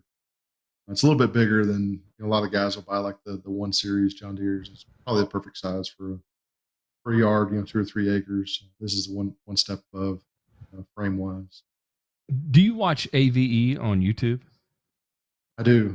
Yeah, he has one of these. He said that when you're purchasing a tractor, get the next size up from what you think you need. And I think that is the most accurate statement I've ever heard. Is that what you did with that one? Yeah, I think so. Yeah, he has this 2038R is that tractor he has in his video. He says R4 industrial tires on it. These are the R3 radials. And hard to buy it. I bought this right shortly after we moved. Much like the vehicle industry, it's hard to find a tractor right now. No chips. I put about 20 hours on it. And it's I use it. You see, I have the forks on the front, man. I use those more than anything. Like once you have forks, you'll never not want forks. Oh, there's no doubt about it. I mean, you have no idea how valuable they are until you have them, and you're like, oh my God, how did I get by with life without it? Especially now that you're going to have to buy, 2,000 pounds of fertilizer at a time, or whatever it is you're going to do. You need 2,000 pounds. I mean, that's going to come in huge handy. Yeah. Like I said, I have that 100-gallon sprayer now. I'm looking for. I have a Spiker 12-volt spreader that I bought for the UTV. I put that on the back of my Honda Pioneer, and I've been spreading with it. One of the things I don't like about it is the UTV is a 4-seater, so you can't see into the hopper from the driver's seat. So I'm looking for another spreader solution. But there's what are you guys using, DeMay? Like Lely or how much do you want to spend? Exactly. That's what I don't. Yeah. So I've looked at some options. You can spend $5,000 to $6,000 to $7,000, $8,000 on a spreader. Oh yeah. Here, I'll give you my good, better, best. The Lily's going to be the good, right? The better. You're probably going to be about in that $4,500 to $4,700 range. Let me get this here real quick while I'm thinking about it. And let me get this and Pride FSP. Now, first, I'm going to show you the bargain basement bullshit. Like, this is like the Sam's Choice, right? To quote regional vernacular here. Remember Sam's Choice, Matt, when you go to Walmart, they had all the other name brand sodas there. Like, you're probably a little too young, but Ray, you remember Crystal Pepsi? Oh, I am not too young. Yes, I remember Crystal. Yes. Yeah, I remember clear Crystal Pepsi. And you could get that. It's like for 65 cents a can, but right next door, right next to it, here's Sam's Choice staring you in the face, right? You got regular Sam's Choice. You got Diet Sam's Choice. You got Sam's Choice root beer. You got Sam's Choice. I can't even remember what they called it. It was like their knockoff of Sprite and Mountain Dew. But man, the number of times I got shafted. Dr. Thunder. Fuck yeah. Oh, sorry. But yes, I just had a flashback there for a second. I drank a lot of Dr. Pepper. And Dr. Thunder. Yep, there you go. Who remembers Clearly Canadian soda? I'm just going to throw that out there. Clearly Canadian. I don't know what that is. I do. Yeah. I've seen it. Clearly Canadian was a staple of my childhood. This is back in the Crystal Pepsi days. Clearly, that was it was the rage here in Memphis. Not here. I'm in Knoxville, but when I was in Memphis, man, that was like Clearly Canadian was it. Oh, okay. I know what this is. This isn't soda. It's just like bottle? it's like it's sparkling water. It's like it's got flavor. It's flavored water. It was sugar water. Really, is what it was. Okay. All right, J Pink, go ahead and throw up this first one here. And this is going to be your good, right? This is your bargain basement. The FSP 700 you see there, probably be fine. You can go all the way up to the FSP 1000 if you were out a bunch of capacity. I can't remember what I want to say. It's like 680 pounds on the FSP 1000. You're going to be in there for under $1,000 on these bad boys. This thing I would expect to last you a period of somewhere between 3 and 4 years, and then the spinner plate here is going to snap off. The welds are going to break. This thing's probably going to take a big shit when it's completely full of fertilizer, and your poor bastard ass is going to have to shovel it all the way out in shame. Yeah. So I'm not projecting. I'm just saying that from experience. I don't want to see you get, there's a bunch of people here that love you and they don't want to see you make a mistake. Okay, so there's that. This is a spreader intervention right now, by the way, not a super spreader intervention though. Where's the next one here? Don't laugh. This next one here, the Lely. Let's show people the Lely. Which I think there's one person in the chat who knows the Lely. These are Canadian, Matt. Good. Are you okay with that? Can we show that here? Something good comes out of Canada aside from AVE. I thought that was literally the greatest export they had.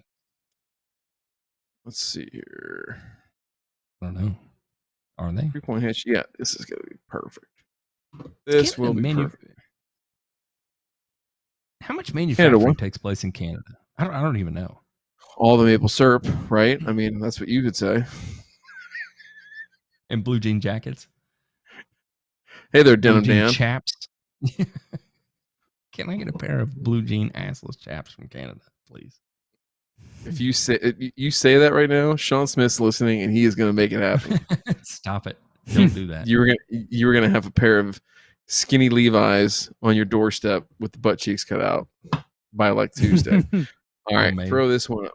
Oh, homemade for sure. Yeah, I mean just the way you want it. The Lely right here. This one might not come in at 4,500. The 1250 I know is closer to that 4,700. So you might be able to find this. I would highly, 550 pounds is enough to get started. If you want to get up in the 1250, it's just a little bit more. You've got the tractor mounted one here. You've also got the pull behind one. I'd strongly recommend the 3-point model as opposed to the pull behind on this bad boy.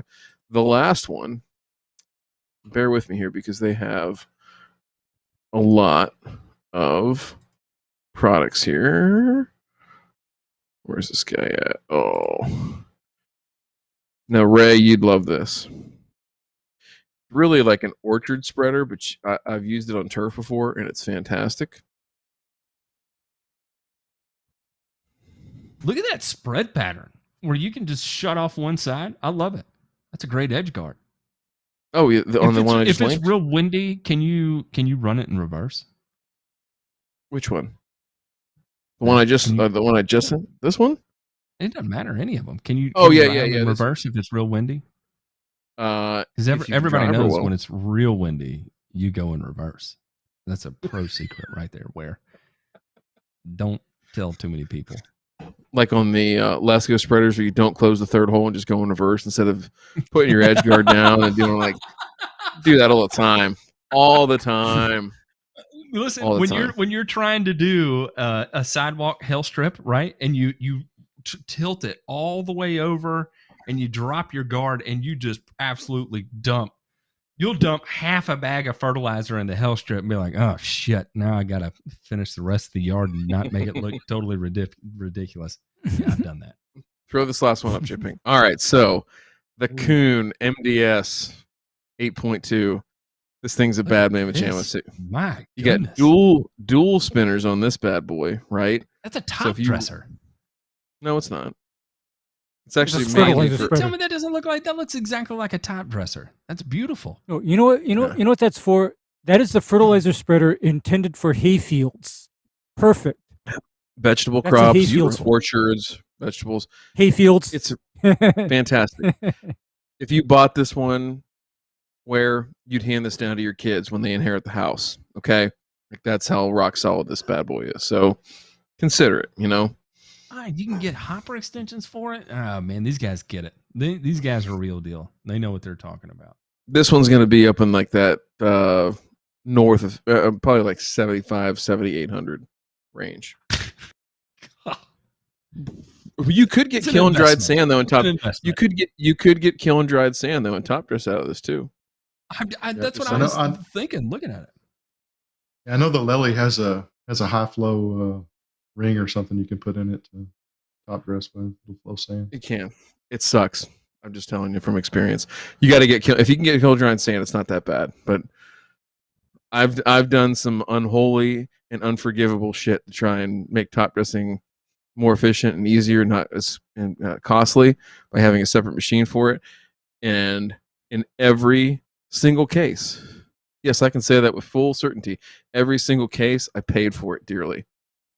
And I was in the back of whatever it was, shoveling stuff out of it and promising myself, I'll never do this again. I'll never do this again. And then, you know what, Ray? 4 or 5 months later, I get another harebrained idea. I'm back on the wagon. There I am.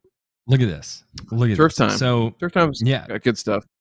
This was my top dresser right here, and I absolutely loved it. I ran the hydraulic one, and I would always connect it to. I would remove my bucket and hook the hydraulics up to my, hydraulic arm, right, that powered everything, and I loved it. Now, let me tell you, if you're going to load it onto a gooseneck trailer, be careful backing it off that you don't dig the impellers into the ground as you back it off. Make sure you've got good angle on that, and do whatever's necessary to keep that from happening. I may or may not have completely destroyed the rear end of it one time, and begged this guy to give me a deal on it because I had a huge top dressing project coming up within a few days after unloading it. But needless to say, this is a good one too. It's relatively expensive. There's more on the used market. I would not spread fertilizer out of it. But if you can find a great deal on the used market, I can vouch for this at least and say that I had good experience with it. If you're into it. Look at it go. Look at that.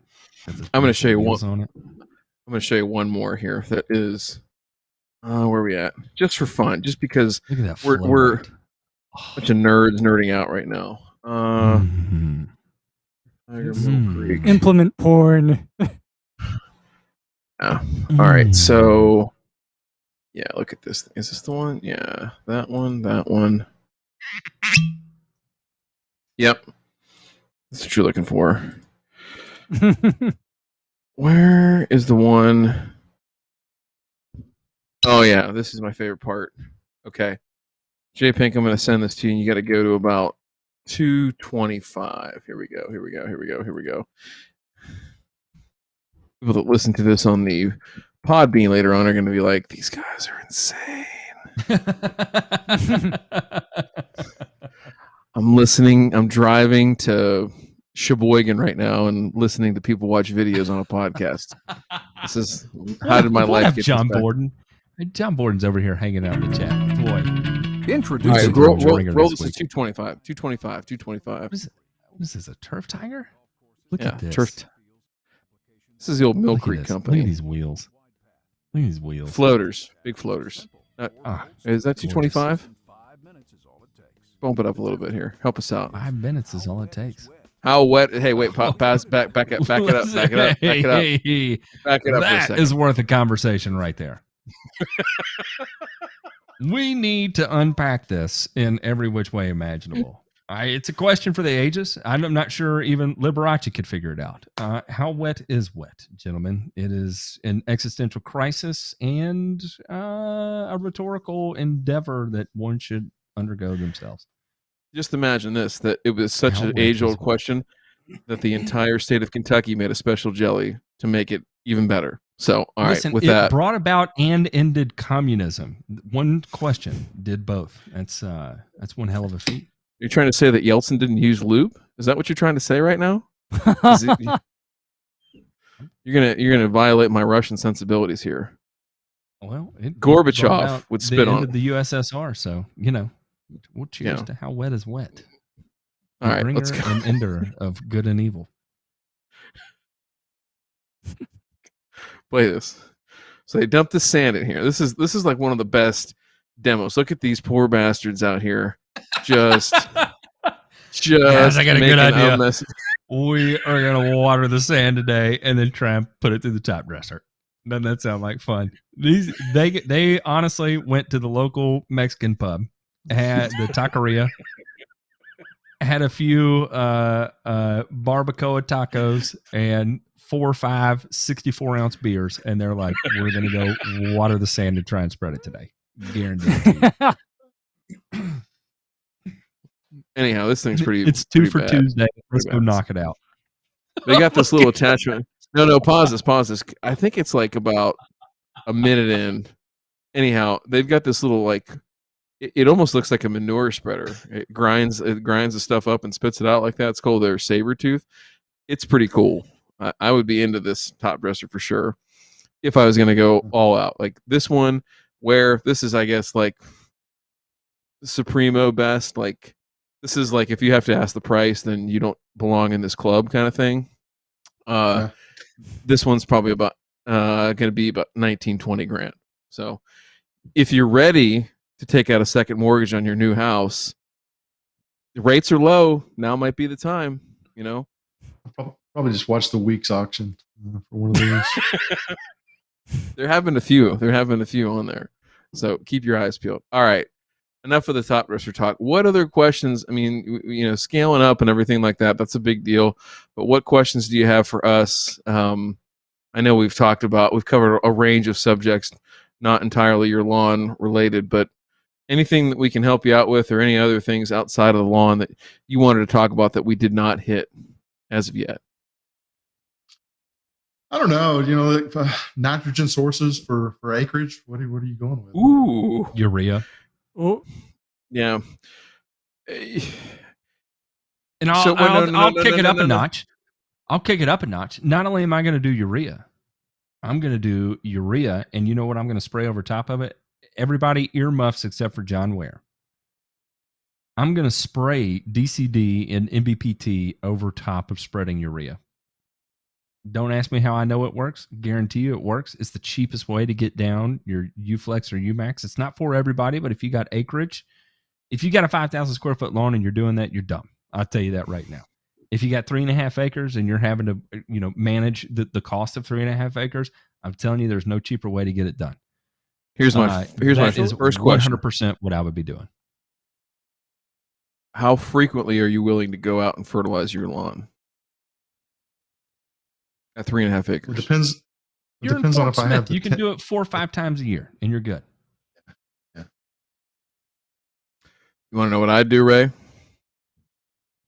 If I was John Ware. If I was John Ware. No, I wouldn't do that. I wouldn't do that out here. That would be sacrilege. I would go get myself or make myself a beautiful pre-mix tank. I'd get you a couple pallets of urea and unload them with that beautiful set of pallet forks that you got yourself there on that 2 Series tractor. Put them in the garage. The night before I'm about to go out and apply, I'd dump them in the tank. I'd fill that SOB with water, right? And then that right there, I'd get rid of your T-Jet Boomless. I don't like that T-Jet Boomless. I would go get yourself either a Greenleaf Technologies. They have a fantastic Boomless nozzle. Also, the Boominator nozzle is pretty badass too. There's one, I don't think it's made yet. I know it was a prototype. I was working out with a guy from Ohio State. And what he had mostly developed, I was just beta testing it and trying to break it. But it was a set of Boomless nozzles. So he basically had built a rack for it that went off the back of the tractor. And there was a 6-foot nozzle, there was a 12-foot nozzle, and an 18-foot nozzle on each side. So if you could flip those off individually as you were going. So if you had a boundary or an obstacle to go past on your left side, but not your right, you'd still be throwing out 18 feet over here, but you could knock it down to 12 on the other side and steer around that obstacle. So for just putting out nitrogen, DCD, and MBPT, that's what I would do. That's going to be your easiest, fastest, funnest way to do it. I would not spray urea across that to save my life.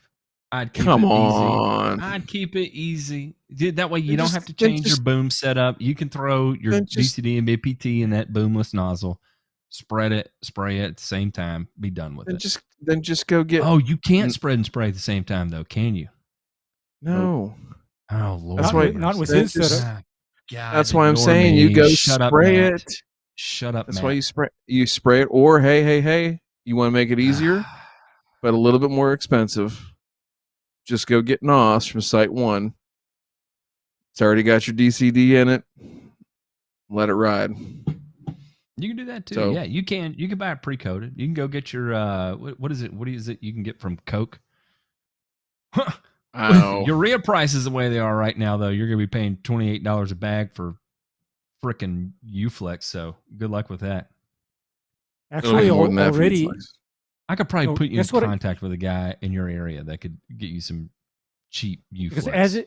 Generic UFlex. As is, I already pay pre-pandemic, I paid about $50 a bag for UMax. What? Yeah. What? Pre-pandemic, I already paid $50 a bag for UMax. You chop that up and play clear the mirror with it too? Yeah. Feels like it. Sure God did. bless it. Yeah, and I'd make sure I had $100 bill rolled up too. Wait, this is no. That's the way to do it. Speaking of $100 bills rolled up, that was a good. He was ready for that one. I teed him up on that one. So here's something, and this is a John Ware thing, and I'm sure you're going to see this on the lawn forum coming up. But I'll ask Matt and Ray from the commodity lawn care side. How many of these guys that are locked into contracts for next year think that they're going to carry their pricing over at 110, 120 bucks an acre are getting super high anxiety right now? Like, oh man, dude, just not good. Assholes tighter than the day you show up to prison. Like that. They're going to need more than a Cocoa Puff to get them through that kind of situation. So I had a call with a good buddy of mine, a great friend of mine, is a bulk trader, like big time bulk trader, deals in like barges and vessels and stuff, and imports, exports, that kind of thing. Mm-hmm. And he was kind of giving me a rundown on the market forecast over the next 6 months, and I'll kind of save a lot of this for burn and return. But he said, it's probably not going to be at still the level of 2008, 2009. He's like, but prices are about to absolutely rip the pants out of people that are feeling good, that rode through this year on last year's commodity price because, they locked in their contracts or whatever. And he's like, and everybody that's looking to secure their contracts right now is freaking out. Spot prices, I'll go ahead and throw this out there. DAP right now, spot price is as high as I've seen it out of NOLA. Delivered somewhere right now is going to be around $900 a ton. That is bulk spot price. So that means retail, you're well in excess of $1,000 a ton. I mean, I've never seen DAP that expensive. It's a great time to buy a 3-acre lawn. That's what we're nuts. trying to say. Yeah, the hammer's coming down on phosphorus. I'm telling you right now, it's going to be expensive. And everybody knows the potash situation that's going on, right? Nutrien has cornered that market, and they bought that mine out of North Carolina, and we're seeing potassium chloride prices at highs that have never been seen before either. So we are in uncharted territory. So look forward to bulk commodities over the next 6 months. It's gonna be interesting. If anybody's into trading futures, maybe something to look at, diversifying your portfolio with fertilizer commodities. Just saying. So, end sources. Back to his question here. I would agree. Something very, very simple, right? Just get N right for now, and see what you got here. I mean, for me, addressing P and K in a meaningful way until you figure out what you're going to do, and on a larger scale, it's probably not worth it at this point. So, see how it goes. I agree. To everybody saying drilling Anhydrous, good luck. What? Hey, there's multiple people have said Anhydrous. Oh, sure. Anhydrous. Does everybody understand what happens when Anhydrous actually touches roots? Because when you drill Anhydrous, you need to place that literally several inches below the actual root zone of your growing crop, or else the Anhydrous instantly destroys the plant, because ammonia gas is poison. Don't fart around with Anhydrous. Please don't. I mean, that's just people. I know Anhydrous is 8200, right? But All about that high first number to get that deep, dark, lush green, Ray. You ain't gonna tell me what to do in my own damn yard. You hear me, Ray? But you're just I'm waiting to see somebody try to shank in Anhydrous into a turf area. And you know what they're gonna do? They're gonna make alternating green and brown stripes in their yard that ain't gonna go away all season.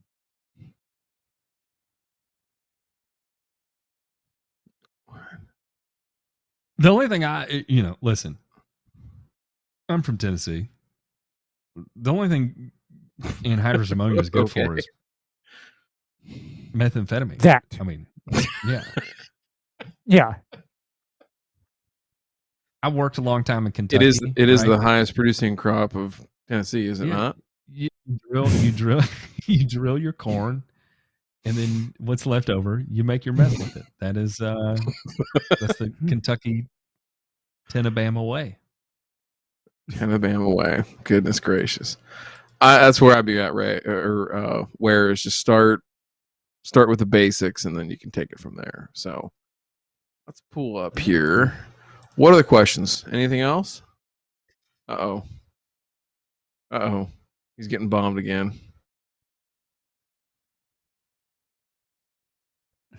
My wife's on her second glass of wine, wants to hang out. All right. Hey. Oh, yes. Are you good? No, you're good. Where is... Gentlemen, anything else to wrap up with before we got a couple of housekeeping items here real quick? Now, for those of you who don't know, Matt, why don't you really quickly talk about what's going to be happening here in 3 or 4 weeks whenever we go to GIE. Why don't you lay that out for folks real quick? Oh, all right. We're going to talk about that on this show. All right. So we are going to be doing the GIE live. So we're actually going to take something cross between a guestless Thirsty Thursday and a Burn and Return, and we're going to do it absolutely live. So we're going to Louisville. We have rented a place, and it's going to be you get a few free drinks, you get a couple free drinks, you get dinner, you get a tour of a distillery, and I'm not going to tell you which one yet, and it's just going to be an absolute phenomenal time. So if you're interested in that kind of thing, J-Pink, where do we go to that? Is that thegrassfactor.tv/GIE?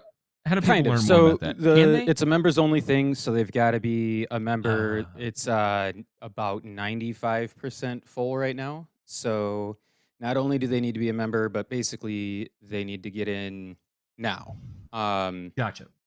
And once you're so if you're in the members right now, the only place that you can actually find the information on it is if you're at the level that lets you have early purchase program access.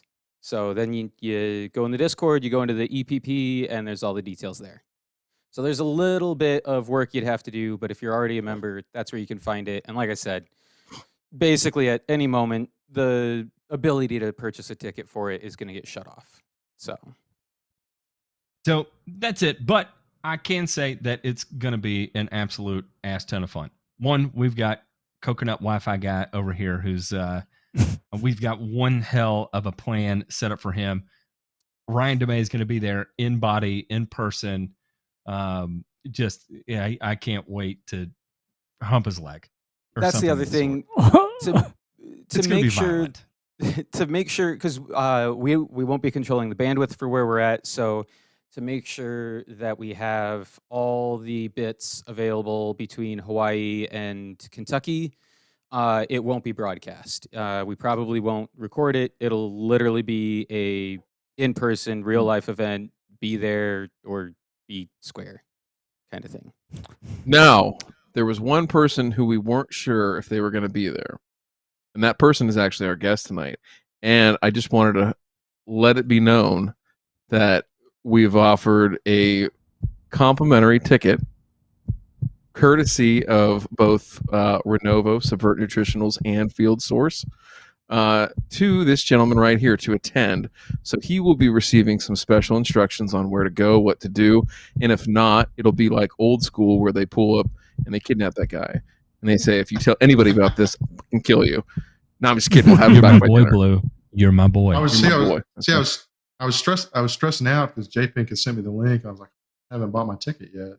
I need to get on that if they're 95. We got you covered. You for everything you've done for the lawn care community. Seriously, for everything you've done, you were in as our guest.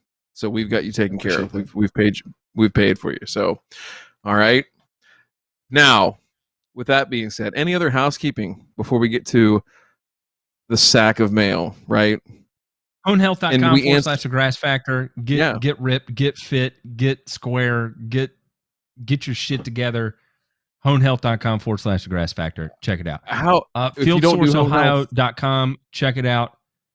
Do your thing. Do a free consultation, all that fun stuff. If you couldn't, here's my question. Syngenta.com. Go fuck your. Sorry. I slipped. That was a joke. Anyway, I didn't mean that, Syngenta. Go Minnesai. I'm sorry. If you, here's my question to you, to all of you, right? Is if we don't do home health, if you don't get yourself checked, make sure that your testosterone's okay, all the other stuff, right, for your man parts. How are you really going to know how wet is wet? That's $1 million question. Listen. Can we do a master's thesis on this? Could we all just quit our day jobs and partner together for 2 years and just, we got some grad students here. We can get this done. I won't be able to offer much in terms of actual output, but I can provide commentary. I can make people laugh. Yeah, I mean, maybe we can just do I will continuously pour you cheap, shitty whiskey after cheap, shitty whiskey until you tell me to stop. Yeah. If it's, here, bottom line is that if it just takes get away from you some half-assed efficacy studies that we call a real research study, we can do it that way, right? There's also that. The other way that we can, do it. No, it's okay. The other way we could do it is, well, I don't know. We'll have to figure it out. All right. Ryan. Yeah. That's really forward. That's really forward. Shh. No, but it's wet. But it's wet, and I know it's very wet. They're gonna accuse me of being turf truth again. Well, that I one. How much more I can handle that? Do you think Turf Truth can answer how wet is wet? Can we ask him or her? I don't know. And for the record, Turf 100%. I am not Turf Truth. For everybody that keeps asking me that, every time he puts out a video, I get 10 text messages that say, "Hey, I saw your video." I'm like, "What video?" "Your Turf Truth video." I'm like, "You dumbass, that's not me." Go to his Instagram. I got called out too. I'm an idiot. Don't worry. I think Turf Truth has a better beer than you do anyway. To be quite honest with you. Do you see this? It's a little fuller. Yeah, it's a little bit better. Yeah. Look. Yeah, it's not the same. It's embarrassing. Yeah, you need some. Do they have a? You know what Turf Truth doesn't have though? I'll tell you that right here. One, I got a smoking hot wife, and I got a chest full of damn some bitchin' fuzz right here. How about them apples? Come and get it, Turf Truth. Pure Mississippi cotton right there. Please don't. Pure Mississippi cotton. Hey, don't rip my balls off. Let me tell you what, boys. This has been fun. We'll have to do a Friday one every now and again, just so we can all get really torched instead of just moderately torched. J Pink, let's cue the mailbag here before we get going. Hell yeah! John Ware's Turf Truth. John Ware's Turf Truth. That is comment of the night right there. All right. I made a comment to somebody that I think this week that how many Turf Truth videos? There's been 2 or 3 now. Something like that. 3. And it's 3 videos that 3 for 3 on videos that I wouldn't have watched anyway.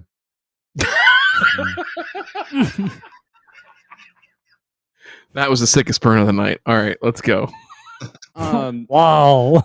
So this first one's from Adam. He's in Indiana, and he's curious about what to do with his lawn going into winter. He did a reno this fall in the backyard, 100% Kentucky Blue. His front yard, he overseeded with tall fescue.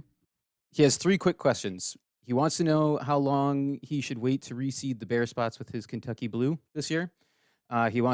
He didn't give an analysis or pounds on the ground kind of thing, but he said he threw down starter fert 2 weeks ago. Everything is germinated. He wants to know if he should fert again. And then his final question is, what height should he wait to cut the Kentucky Blue or fescue? Oh boy, man, there's a lot going on here. So That's a lot to unpack. okay, so fast, you have to give your answer in a sentence on each question. That's all you get. how long should would I you wait say? to reseed the bare spots of Kentucky Bluegrass? Yes. I would wait until the end of October. If I threw starter fert down 2 weeks ago and everything is germinated, should I fert again? Yes, wait another 2 to 3 more weeks and fertilize it one more time. Probably not with starter fertilizer unless your soil test indicates that you have a need for phosphorus. What height should I wait to cut the Kentucky Bluegrass or the turf type tall fescue? I would wait until you're somewhere between 3 and 4 inches and make your first cut. There you go. Praise the Lord, passing ammunition. I was gonna go even less. I was gonna say don't seed any of the bare spots. Just grow it in the spring. I mean, it's a dormant seed, vicious dormant grower. seed, dog. Okay, I don't know. I'm not a Kentucky Bluegrass guy, so I really shouldn't give any input anyway. So there you go. Listen to DeMay, not me. Don't be like the other guy on Friday night that gives out bad advice about cool season even though you don't know anything Listen, about what it. you should do is balance your Oh. calcium to magnesium, sprinkle in your potassium, make sure your hydrogen isn't too bad, and then call yourself William Albrecht, and you're good. This is going Moving right along. way too far. Thank you, Larceny, for sponsoring tonight. Can we bleep that? Somebody bleep that. Pineapple We'll juice. figure it out later. Are we We'll on figure it out delay? later. Pineapple juice. We'll cut the whole thing. Pineapple It's juice. fine. All right. What's your next one? Frank lives in the Midwest. He's got tall fescue, and he wants to know, before the first frost or snow, what fertilizer would be best for the last application of the year. Is it Midwest? Yes. And then he also Probably wants to ammonium know Maybe Okay. urea. just straight that NEP, NEK. No, Oh. just nitrogen. Put it down. Call it good. Good night. How heavy would you go? Half a pound Sure. Half a pound of nitrogen. of actual N. Yeah. Actual N. And then his last question is, what recommendation to spray or do to help with winter fungus, snow mold, and when to apply it? That is Ooh. outside of my area of expertise, and I will defer to everyone else because I don't know, never had to deal with it. Easy button. Easy button. Turf Truth, don't castrate me for this. Just go out with propiconazole by itself. Yeah. Not things I would do, but I'll recommend them just because you want to be easy. Go out at 1.5 to 2 fluid ounces per 1,000 square feet. And if you're in the Midwest, let's just give you a ballpark timing of Thanksgiving to about the week after. There you go. Perfect. All right. Last one, and I'm going to throw this soil test up here real quick Oh, while shit. I read this. This soil test just came back on Thursday. What? John Ware, go fuck yourself. Have you lost your mind? What? What is going on? By DeMay Estate. I don't need one that big. Cocksucker, motherfucker, fuck the monetization on this video, you piece of shit. You motherfucker. I tell you what. God, I almost dropped a GD right there, and I'm trying not to do those things. Be good, Matt. Be good. Stop it, Ware. Go. Yeah. You drank too many of them damn Busch Lights. I'm still on my first one. It was all that tail he saw at the Did you hear the perfectly holy shit time there that came in with it? That was so clutch. Holy shit. I thought he messed up on the decimal point. Yeah, I thought it was a typo. Google's going to take half of that. I'm refunding that to you, Ware, you asshole. No. You son of a bitch. No, that's you no, son of a bitch. All This right. Well, motherfucker right while here, I Matt swear. Alright, tries what's to calm down over there, Listen, this I'm done with the glass. I'm going straight to the bottle. Wait. And I'm going straight. Oh my goodness. So mad at you, Where I can't stand it. I'm freaking. All right, what do we out. got? What's the question here? okay, so this soil are we test talking came back about? on Thursday, and this guy lives in Tennessee here. He's boy. concerned. He said everything looks good except for pH and zinc. His 2020 test showed 7 pH, and this year it's up to 7.2. He didn't add lime in the last few years. He was curious if the so-called free compost that he got from his county was full of trash and glass, is that what could have caused the high zinc? And Yes. then Yes. Yes. he Yes. wants to know what's the best way to lower his zinc level. It's not that high. That's not a crazy zinc number. Yeah. Um, There's nothing out on this that's like The only thing I would do to this yard, and this is no lie, the only approach I would take to it is purely ammonium sulfate is the only thing I would apply. Yep. And that's it. That's all I would do. like how The supply balance that and calcium and magnesium though is. My goodness. Listen here, you Actually- son of a bitch. I know what you're doing. I know what you're doing. That is triggering. And- Listen, And I it's- am not. And this goes back. So I've got some friends of mine that are totally into balancing the cow to mag ratio, and these guys are great turf managers. What's up, Chris Elms? Whenever we talk about balancing cow to mag, I always think of Chris Elms, and this is it. And we will always disagree on this. We will agree to disagree, and that's how it is. I am not a BCSR guy.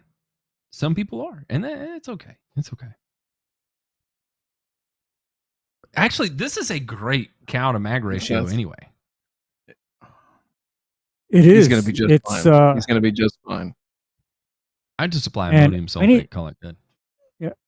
and I'd make another note. If you're worried about zinc becoming an issue, keep your soil pH at or near 7. Do not deliberately lower it. You know what raised at it? lower Sorry, Ray. Sorry, keep going. because if you have high metal levels, your best friend is actually a slightly higher pH, because at that slightly higher pH, your metals are less available. And the only problem I could potentially see from high zinc is it interfering with copper, iron, and manganese. So this is not a lawn, for example, where I deliberately go out with some more zinc sulfate, for example. I'd focus more on making sure the lawn has enough iron, making sure the lawn has enough manganese, and otherwise not, doing anything weird. Not doing anything weird. And this is also a lawn where I actually would not deliberately lower the pH any further. Fun fact I will say is that, and I don't know if this is Ron Moody. Is that right, J Pink? Yeah. Ron Moody is an East Tennessee guy. We just met him.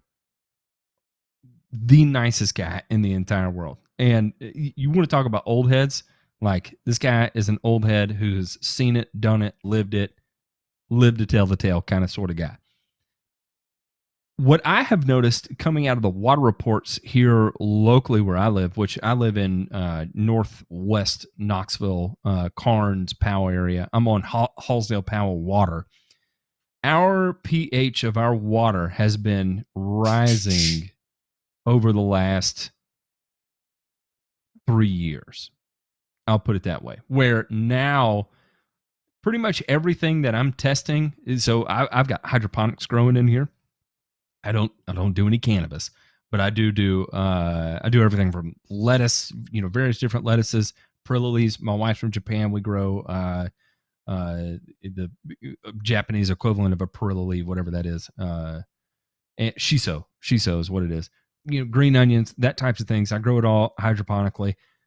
I always test the pH of the water when I refill my tanks with a fertilizer load. And it's always coming in now at a 7.6, 7.8, which is significantly higher than it was when I first moved here. Before it was 6.8, somewhere around there, 7. And now we're up almost a full point on the pH spectrum. I don't know why, but it is. I do. I'm curious. What's that, Ray? What's up is that there's no attention paid to water pH and water quality, as far as the municipal water supplies because of what happened in Flint, Michigan. Because when you have 6.8 pH, that's actually the point where excessive copper, zinc, and lead can leach into the water from the pipes. Because you need that high pH to keep the metals insoluble in the water. Makes perfect sense. Perfect sense. And so for him to have his soil pH climb that way, it makes me think it's coming from his water too. So I don't know, kind of interesting there, but I would only run ammonium sulfate, call it good, and be done with it. I don't think your metals are that high that it's going to cause any problems. Your manganese is high, your iron is high, but I don't think running ammonium sulfate is going to cause any toxicity issues in the short term, really, or long term with just ammonium sulfate. No, hardly. And when you have this much organic matter, the organic matter is probably going to bind to a lot of the metal as well. So it's going to further take it out of the soil solution. So this is really the soil that's totally easy button. Ammonium sulfate as needed for nitrogen. And you don't need to do much else. There it is. We got anything else? J Paint? That's the last of the mailbag. All right. We are going to wind this up. Members, head on over to Dirty Deeds on the private Discord. Members only. We're going to go to the show after the show where we're going to have a little bit of fun. If you're not into hearing, people use bad words, that kinds of things, then you're probably not going to be interested in it, and that's okay. Totally. 100%. You don't have to be into that kind of thing. If you're into that kind of thing, you want to hear more of a comedic approach, that's what we'll be doing. You got to become a member, buy us an airport beer, and we'll be your host for the remaining next section of the show after the show. Gentlemen, thank you so much. John Ware, thelawnforum.com, a pioneer of the lawn care industry, whether he wanted to be or not, and certainly one of my favorite people on this planet. Thank you so much for being our guest. We'll see y'all on the next one.